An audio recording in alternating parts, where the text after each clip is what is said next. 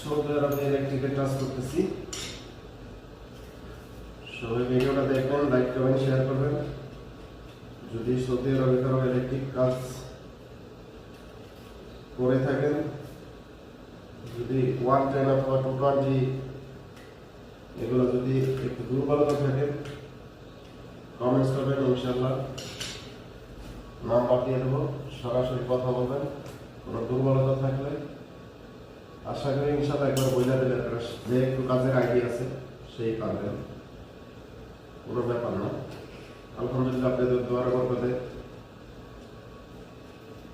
আমি আজকে 25 বছরের ইলেকট্রিক জগতে, সৌদি আরবে 6 বছর চলে।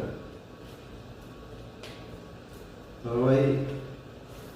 সবাই মোটামুটি বাংলাদেশ থেকে মোটামুটি একটু কাজের আইডিয়া নিয়ে আসেন। আশা করি প্রবাসে মোটামুটি একটু কাজের আইডিয়া নিলে আশা করি ইনশাল্লাহ কারো সমস্যা হয় না।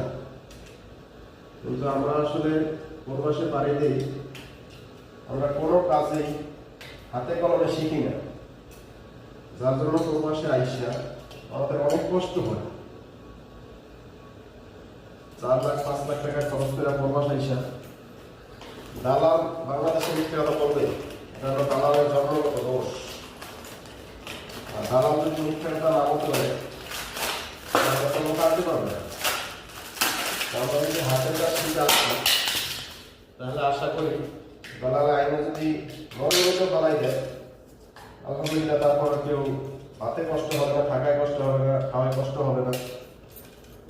মূলত একটু মোটামুটি আইডিয়া নিয়ে আসলেও কাজের একটা হয়ে যায়, হালকা পাতলা চোখে দেখলে কাজ করা যায়।